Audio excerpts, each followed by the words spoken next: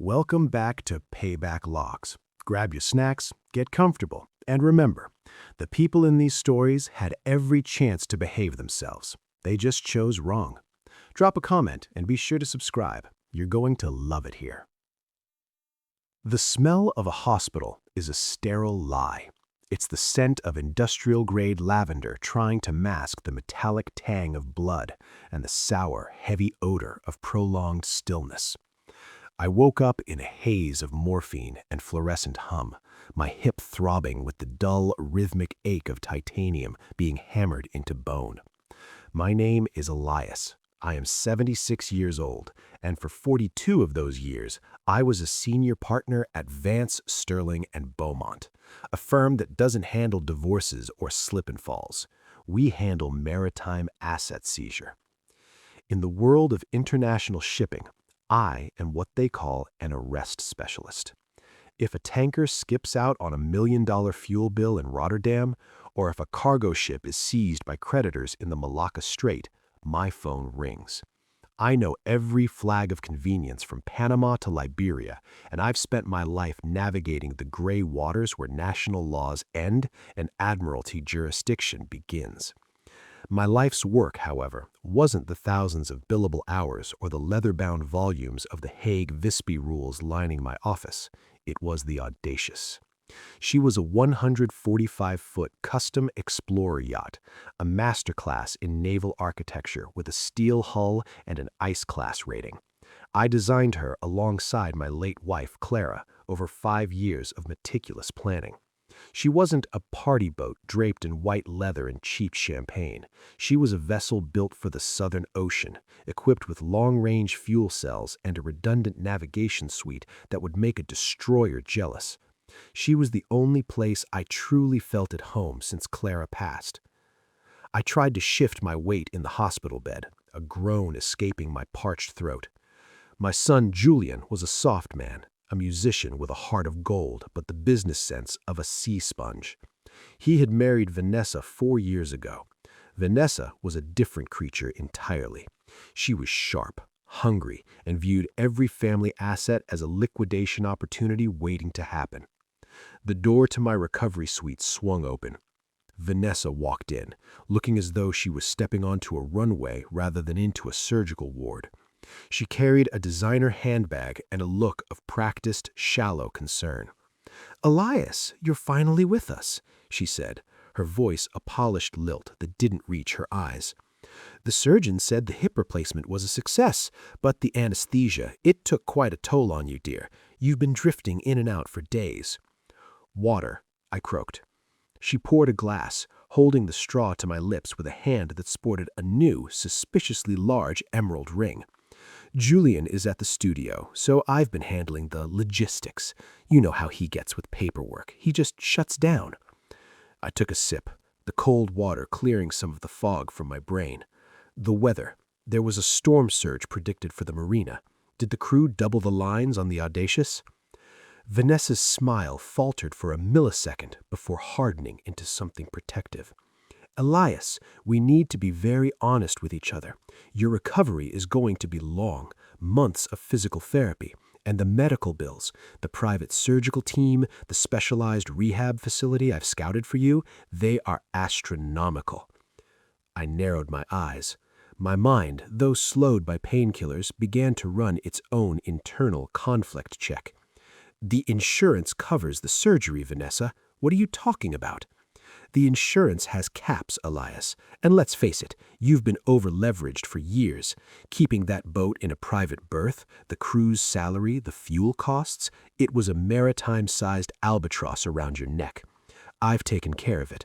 I used the medical proxy and the limited power of attorney you signed last year when you had that minor heart scare." A cold dread, deeper than the surgical ache, settled into my chest. "Vanessa, where is my ship?" "She's been liquidated, Elias, for the good of the estate." She pulled a tablet from her bag and slid a document onto the screen. It was a bill of sale. It was a standard BIMCO form, but the signature at the bottom wasn't mine. It was Vanessa's, scrawled with the authority of an agent in fact. "You sold her," I whispered. You sold Clara's ship. You saved your future, Elias, she corrected, standing up and smoothing her skirt. You're 76. You can't even walk across this room, let alone navigate the Drake Passage. It was time to let the fantasy go. I've already moved your belongings to the new facility. It's inland, much better for your lungs than that salty air. She leaned down and kissed my forehead, a cold, transactional gesture. Don't stress about the details. The new owner is very happy, and your debts are being settled as we speak. Just focus on your physical therapy. I'll bring Julian by tomorrow once he's finished his recording session. She walked out, the click of her heels sounding like a hammer on a coffin lid. I lay there, the rhythm of the heart monitor the only sound in the room. $10 million. The Audacious was worth 15 on a bad day, but in a fire sale, 10 was the number a predator would take. Vanessa thought she had performed a clean ship-breaking operation. She thought that because I was pinned to a hospital bed with a titanium hip, I was a vessel without a rudder. What she didn't realize was that I didn't just own that ship, I understood the chain of title in a way she never could. A bill of sale signed by a proxy under a medical cloud is a voidable instrument in any Admiralty court from New York to London. She told me the ship had already been reflagged. That was her biggest mistake. In maritime law, flagging out to hide an asset is a flare in the dark for a man like me. It doesn't hide the ship, it labels it as contraband. I reached for the call button. I didn't need a nurse. I needed my phone, and I needed to reach my old first mate, Benitez. Vanessa thought she had sold my ship and retired me to the shadows. She was about to find out that a senior partner doesn't stop being a shark just because he's out of the water. The hunt for the Audacious had begun, and I was going to bring her home if I had to arrest every port in the Atlantic to do it. The morphine drip was a double-edged sword. It dulled the fire in my hip, but it created a treacherous, shifting fog in my mind. Vanessa knew this.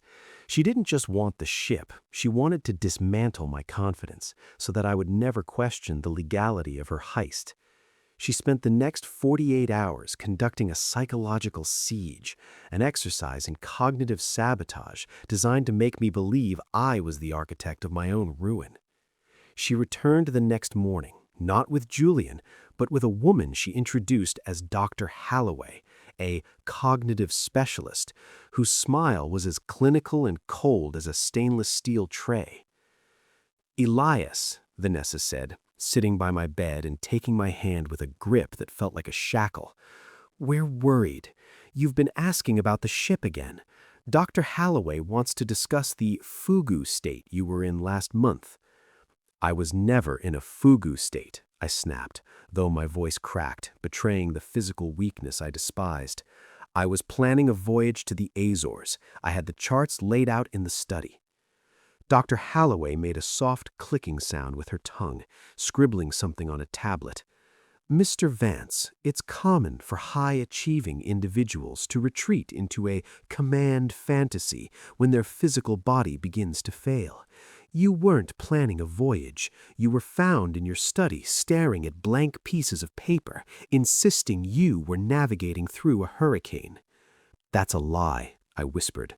My heart rate monitor began to pick up pace, a frantic, rhythmic beep, beep, beep that filled the room. "Is it?" Vanessa leaned in, her perfume cloying and suffocating. "Julian found you, Elias. You cried. You told him you couldn't handle the responsibility of the crew anymore. You told me, right here in this room the night before surgery, to get rid of the ghost. Those were your words. Sell the Audacious. I want to be on solid ground before I sink." She pulled out her phone and played an audio clip. The voice was mine. It was raspy, broken, and heavily sedated. "Can't take it anymore. The water. Just sell it. Make it go away, Vanessa. I'm so tired." I felt a cold sweat break across my brow. I remembered being tired. I remembered the pre-op sedatives, but the context, the desperate plea to sell my life's work, felt like a foreign object lodged in my memory. As a lawyer, I knew about audio splicing and suggestive interviewing, but as a patient, I felt the terrifying weight of self-doubt. "The ship is gone, Elias," Vanessa said, her voice a soothing, poisonous lullaby. "The bill of sale you saw yesterday, you signed the authorization for that weeks ago. You just don't remember because your mind is trying to protect you from the grief of giving it up. You're confusing your professional history with your current reality. You aren't the senior partner anymore. You're a man who needs rest. Deep, quiet rest." This was the gaslight in its purest form, the medicalization of dissent. By framing my desire to keep my property as a command fantasy and a symptom of dementia, she was creating a legal and social shield. If I complained to the hospital, I was confused. If I tried to call my firm, I was delusional. "I want to see Julian," I said, my jaw tight. "Julian is struggling, Elias," Vanessa said, her expression shifting to one of pained disappointment. "He's so hurt that you're accusing us of theft. He's taking some time away. He can't bear to see you like this, convinced that your own family is part of some maritime conspiracy. It breaks his heart." She was isolating me. The classic move of the intra-family vulture. Cut the victim off from their support system, surround them with hired experts, and use their physical recovery as a prison. When they left, Dr. Holloway left a cognitive exercise packet on my bed. It was a series of simple puzzles designed for children. It was the ultimate insult. I waited until the night shift took over. The pain was a dull roar now, but my mind had found a small clear island in the fog. I looked at the audio recording she had played. In the background of my recorded voice, there was a faint, rhythmic sound, the steady thud, thud, thud of a helicopter. I closed my eyes, searching my memory. On the night before my surgery, there had been a life flight landing on the hospital roof. I remembered the vibration in the walls. Vanessa had recorded me while I was coming out of a sedative-induced sleep, likely asking me leading questions about the noise or the stress, and then she had edited my drugged responses to sound like a mandate for sale. She wasn't just a thief, she was a malicious actor using digital forgery. In Admiralty Law, there is a concept called spoliation of evidence. If a party destroys or alters evidence to gain an advantage, the court can infer that the original evidence was unfavorable to them. Vanessa thought she was being clever with her phone and her specialist. She didn't realize that she was leaving a trail of breadcrumbs for a forensic audit. I looked at the hip brace strapped to my leg. I was a relic, she had said, a command fantasy. "All right, Vanessa," I whispered into the dark room. "If you want a fantasy, I'll give you one. But in my fantasies, the ship always finds its way back to the man who knows the stars." I needed a phone that wasn't monitored. I needed to bypass the hospital's Wi-Fi, which I am sure she had flagged. And most of all, I needed to remind myself exactly who I was before the salt was scrubbed from my skin. I wasn't just Elias Vance, the patient. I was the man who had written the Vance Protocol for international vessel recovery. I reached into the bedside drawer and found a discarded plastic spoon from dinner. It wasn't a scalpel, but it was a tool. I began to scrape at the seal of the secure hospital tablet she had left for me, the one she thought was restricted to wellness apps. She forgot that the man who can find a needle in a 1,000-page maritime manifest can certainly find a back door in a basic Android operating system. The blue light of the hospital tablet flickered against the darkened walls of my room, reflecting in my eyes like the bioluminescence of a midnight sea. To Vanessa, I was a broken hull, a vessel destined for the scrapyard. But as I bypassed the administrative lock on the wellness software, I wasn't Elias the patient, I was Elias the privateer. In maritime law, we have a saying, "The sea has a long memory, but the land is built on lies." I leaned back against the adjustable pillows, my mind drifting back to 1988.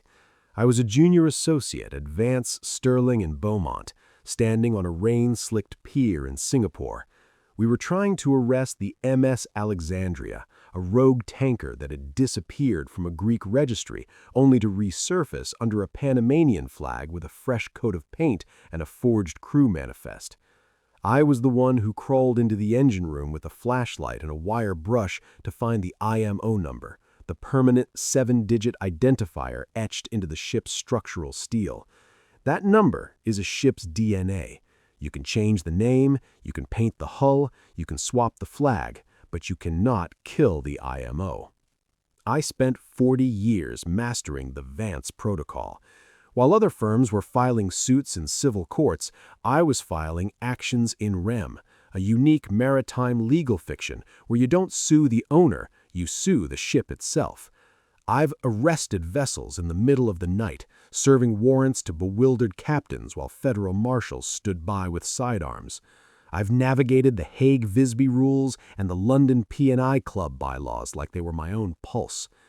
The Audacious was my masterpiece. She wasn't just a luxury yacht, she was a sovereign territory.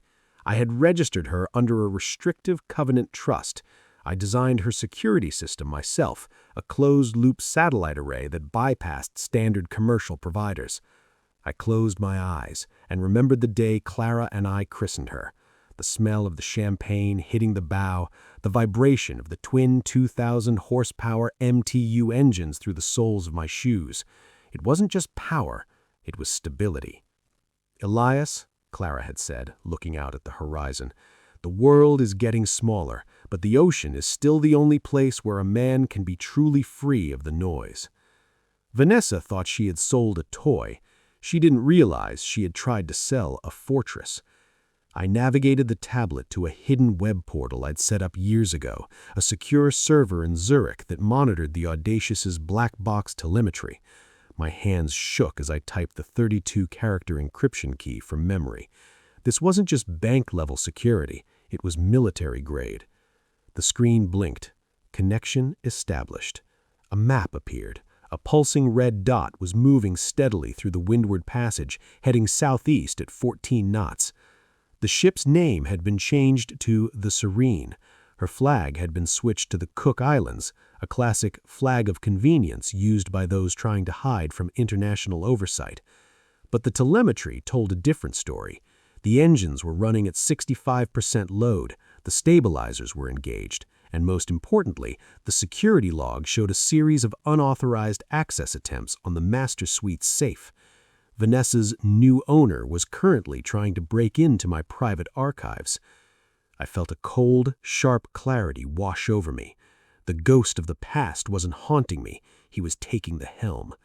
Vanessa believed she was gaslighting a man with a fading memory.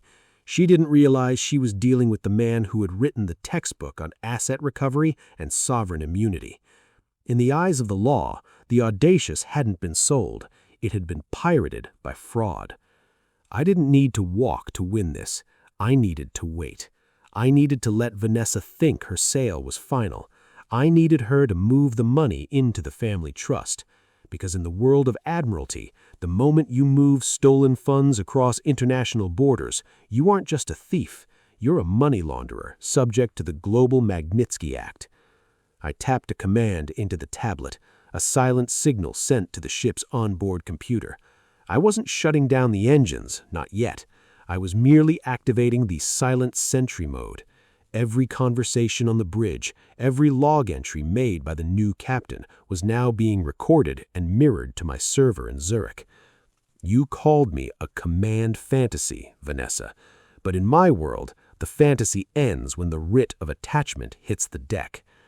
I reached for the pitcher of water on my nightstand, my movements deliberate. My hips still ached, but the fog was gone.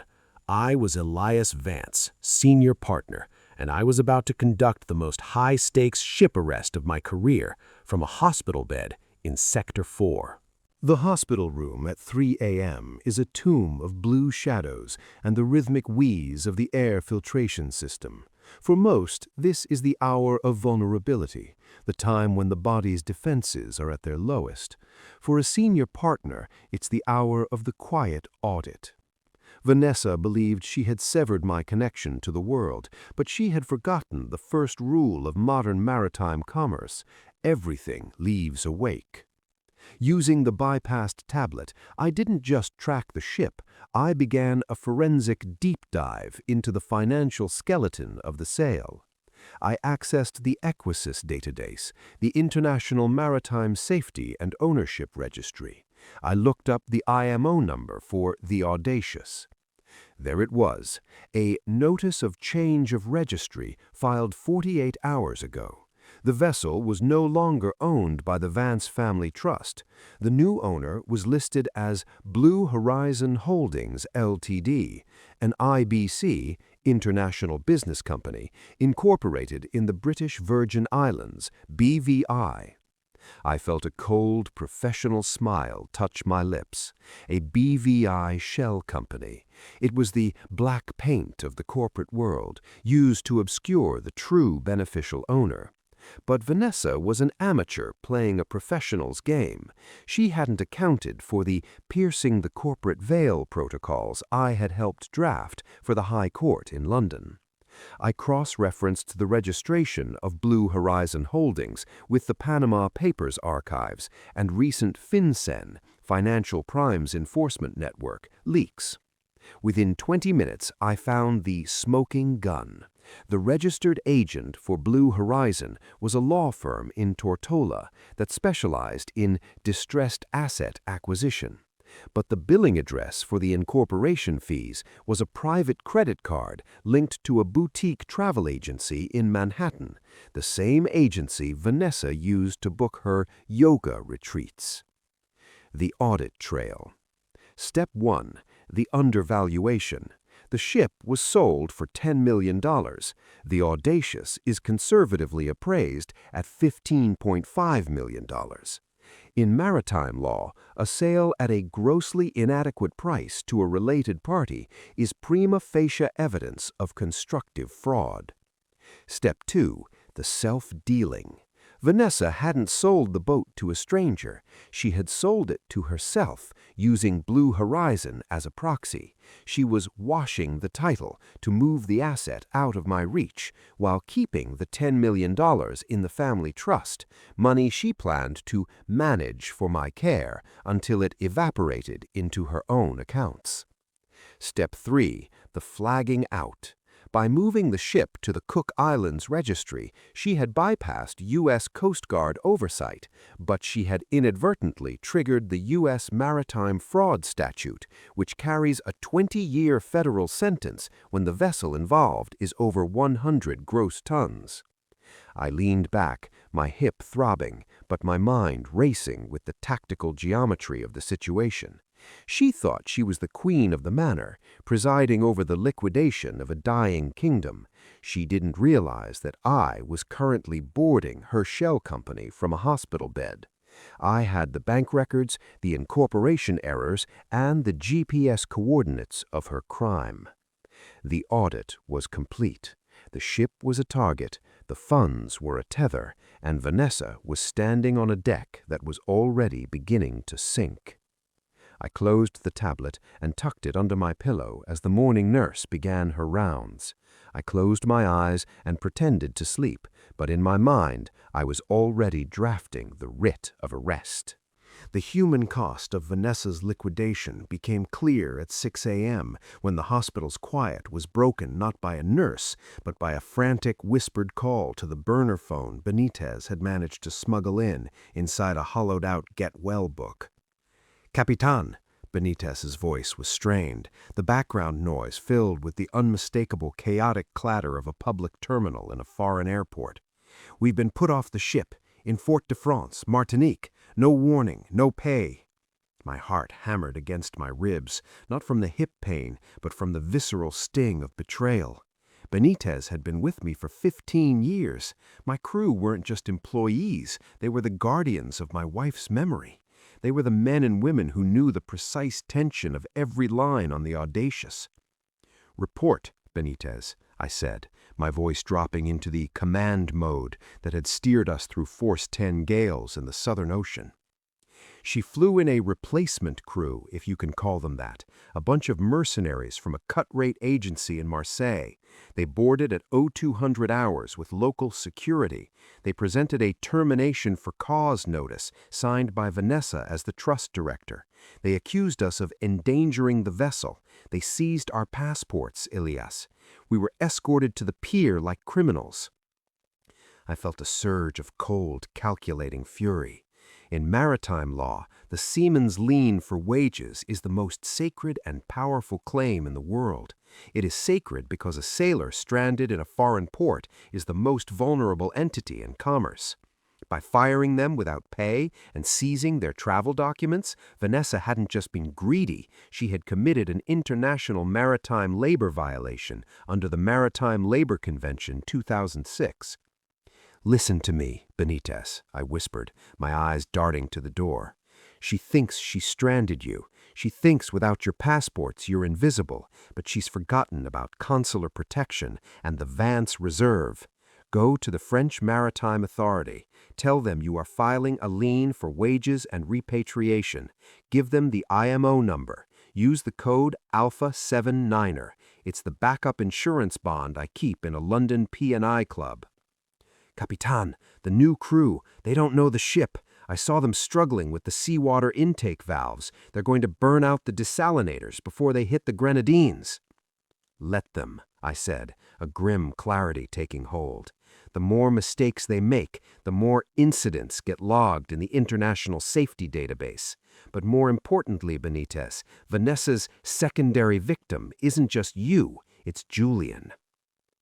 I hung up and navigated the tablet back to the family trust's internal ledger, the one Vanessa thought she had successfully obscured. I looked at the waterfront dry dock in Maine. It was a 5-acre prime deep-water lot that had been in my family for 3 generations. It was the anchor of the trust. I found an unexecuted option to purchase agreement tucked into a subfolder labeled General Maintenance. Vanessa was in talks with a luxury condo developer. She was planning to sell the dry dock, the place where Julian spent his summers learning to sail, the place he loved more than any music studio, to fund her BVI shell company's operating costs. She was hollowing out Julian's inheritance while he was in a recording booth, telling him the money was going to save his father. She was making my son a silent accomplice to his own bankruptcy. I realized then that Vanessa's plan had a phase 2. Once the ship was gone and the dry dock was sold, I would accidentally suffer a cognitive decline that would require a permanent high-security facility, one where I would be unreachable, unable to testify, and eventually a ward of the state she controlled. The crew were the first to be discarded because they were the watchmen. They knew the truth of the ship's value. Julian was the second victim because his trust made him the perfect shield. I looked at the hip brace. My leg was weak, but my standing was becoming inassailable. In the eyes of an Admiralty judge, a woman who strands a crew, forges a medical proxy, and strips a trust of its primary real estate isn't a manager, she's a tortious interferer. I opened the secure email and sent a message to my junior partner at the firm, a shark named Sarah, who lived for asset arrests. "Sarah, the Audacious has been pirated by proxy. The crew is stranded in Martinique. I am being held under a fraudulent medical proxy. I need an emergency ex parte writ of attachment for the vessel and a temporary restraining order on the main dry dock. And Sarah, prepare a criminal referral for human trafficking regarding the crew's passports. Let's see how Vanessa likes the view from a federal holding cell." Vanessa thought she was clearing the deck. She didn't realize she was just giving me a list of aggravated damages to add to the bill. The secondary victims were going to be her undoing. Because in my world, you don't mess with a man's ship, and you damn sure don't mess with his crew. The following morning, the atmosphere in my room shifted. I stopped fighting the wellness routine. I took the physical therapy sessions with a grim, silent focus. And when Vanessa arrived for her daily check-in, I gave her exactly what she wanted, the image of a defeated man whose spirit had finally been broken by the tide. She walked in, glowing with the confidence of a woman who had just checked her offshore balances. She was carrying a leather portfolio, the final nails from my coffin. "Elias," she said, her voice dripping with maternal condescension, "Julian told me you've been more cooperative. I'm so glad. It makes this next step so much easier for everyone." "I was wrong, Vanessa," I said, my voice thin and carefully modulated to sound fragile. "The water, it's for younger men. I looked at the puzzles Dr. Halloway left. I couldn't even finish the one with the sailboats. My mind is drifting." She leaned in, her eyes sharp. "That's why we need to tidy up the loose ends. The new owners of the yacht, Blue Horizon, they've hit a bit of a snag with the Cook Islands registry. They need a letter of quiet enjoyment and a formal writ of abandonment signed by you personally, just to confirm you have no intention of reclaiming the vessel." I looked at the documents. They were masterpieces of legal obfuscation. By signing these, I would be retroactively validating her fraudulent sale and waiving my right to ever contest the title in an Admiralty court. "I'll sign them, Vanessa," I whispered, "but only if you bring me the physical hull recognition number, HIN plates. I have them in the floor safe at the dry dock office.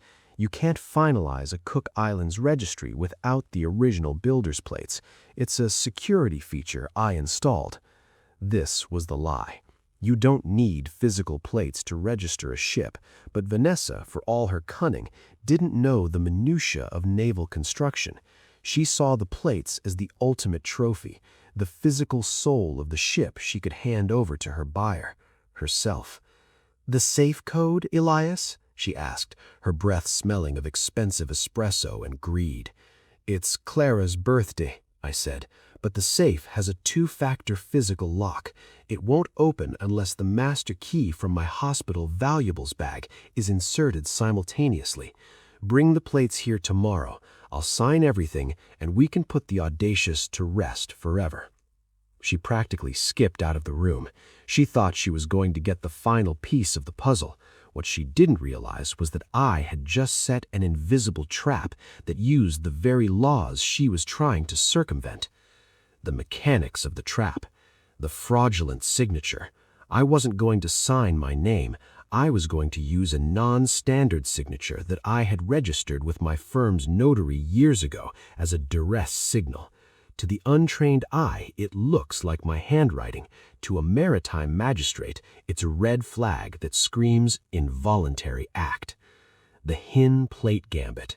By having her retrieve the plates from the dry dock safe, I was creating a physical record of her accessing my private property under false pretenses. I had already called the dry dock security firm, loyal men who had worked for me for decades, and told them to discreetly record whoever entered that office. The maritime lien for fraud. The most important part of the trap was the letter of quiet enjoyment. In Admiralty Law, if a seller provides a letter of quiet enjoyment while knowing the title is contested or fraudulent, it creates an automatic equitable lien on the vessel that is secret and indestructible. I wasn't signing away my ship, I was encoding it. By signing those papers in a hospital under a medical proxy she had forged, I was creating a perfected evidence loop. I was giving her the rope, the chair, and the instructions on how to tie the knot. I spent the evening watching the red dot on the tablet. The Audacious, now the Serene, was anchoring off the coast of St. Lucia. It was a beautiful spot. Clear water, white sand. A perfect place for an arrest. I sent a final message to Sarah at the firm. "The trap is set. She's coming tomorrow for the signature. Have the Federal Marshals standing by at the port of Castries, St. Lucia. As soon as I sign this letter, the ship becomes lien-encumbered property, subject to immediate seizure under the Ship Information System fraud alert. We're going to arrest her in paradise." I looked at the moon through the hospital window.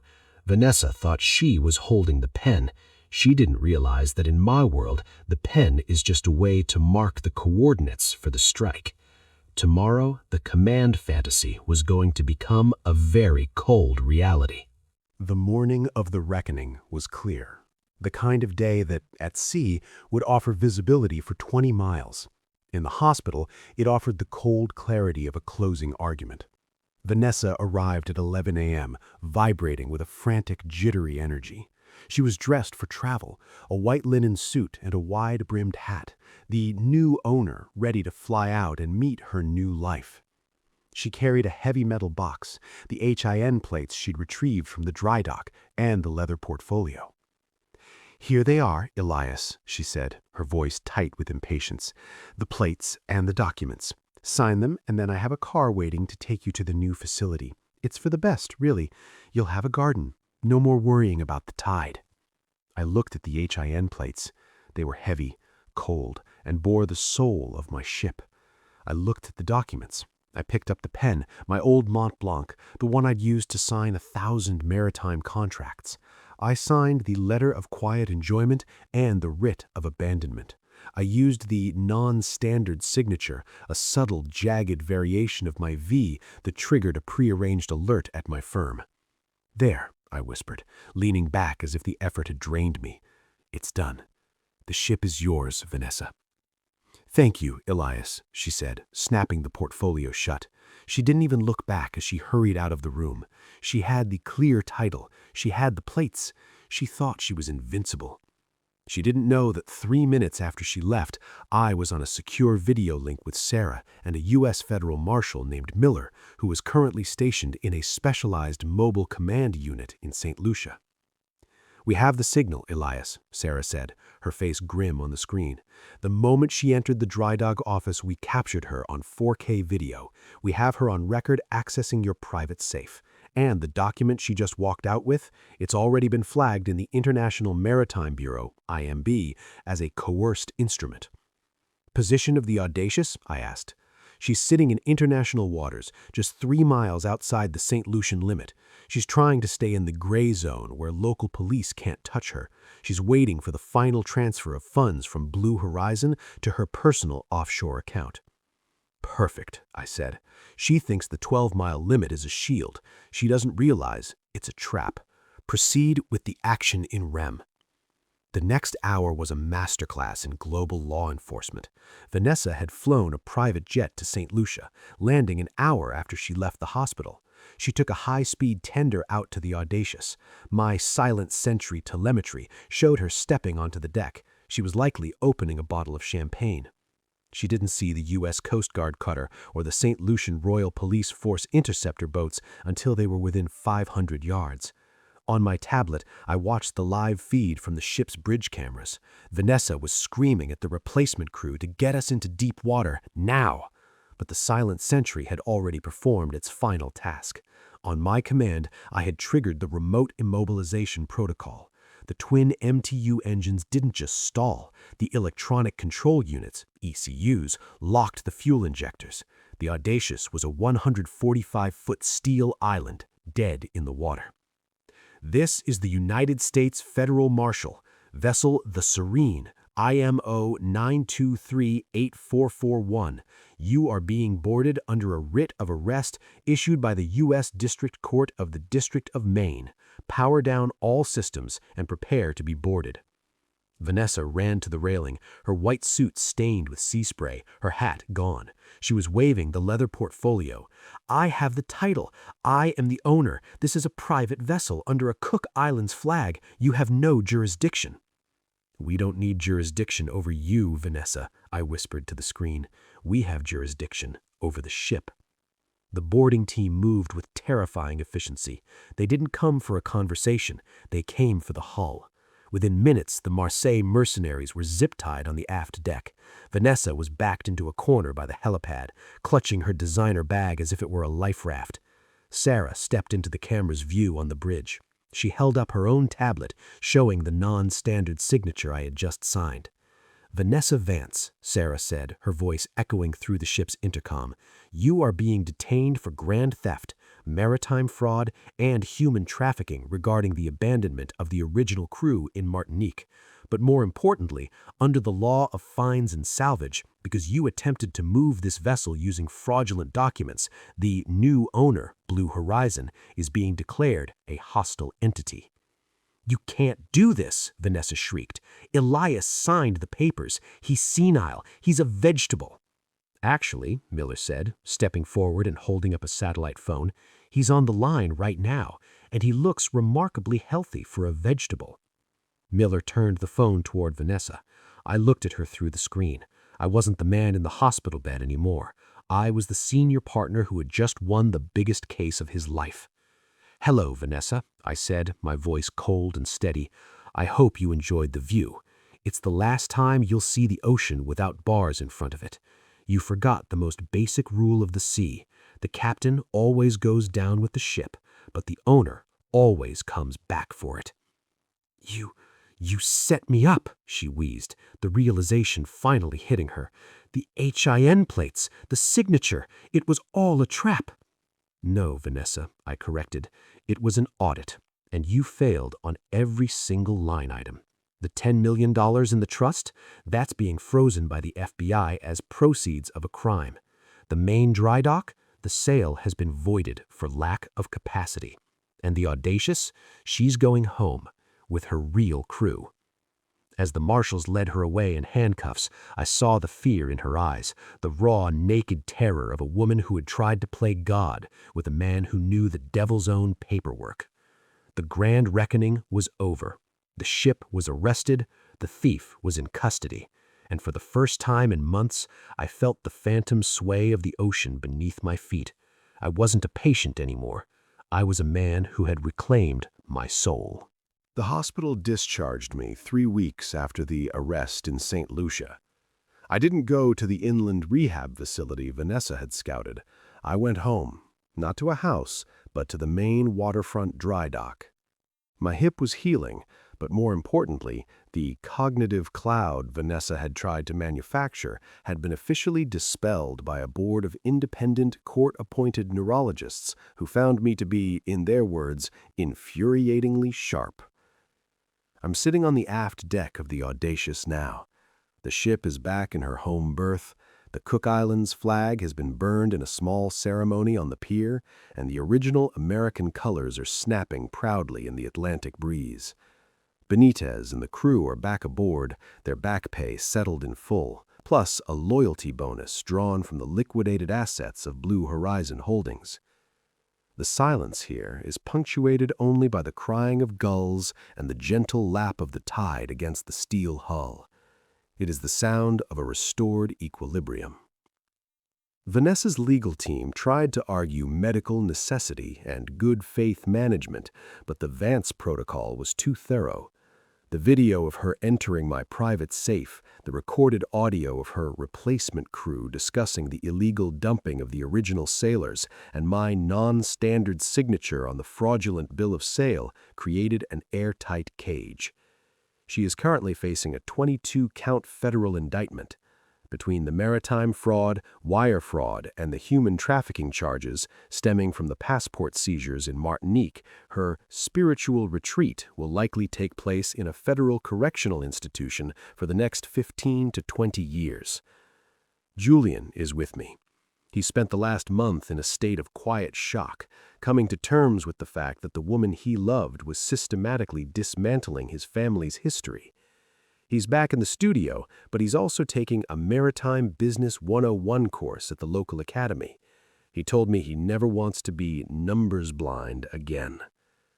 I opened my leather-bound master log and turned to the final page of the Audacious recovery file. Final log entry. Vessel recovery audit, May 2026.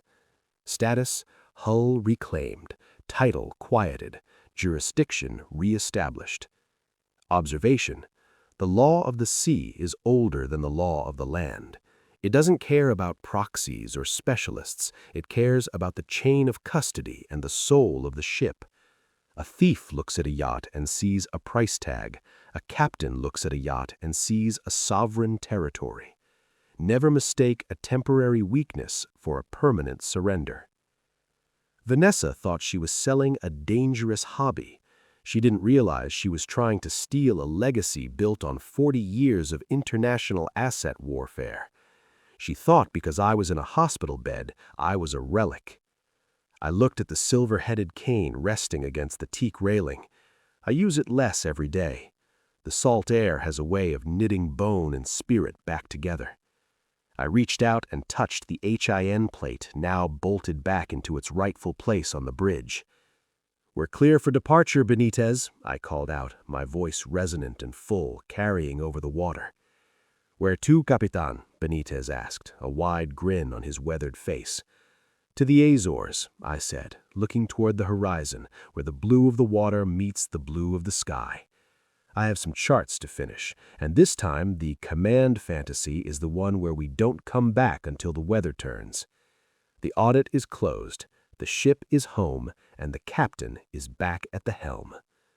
Thank you for joining Captain Elias on this 8,000-word journey through the high-stakes world of maritime payback. If you've ever felt like someone was trying to flag out your life while you weren't looking, this story was for you. Always remember, keep your IMO numbers etched deep, your crew loyal, and never, ever sign a document you haven't audited twice. Don't forget to like and subscribe to Payback Logs. We navigate the gray waters to bring the truth back to port. This has been Payback Logs. The anchor is up. Goodbye for now.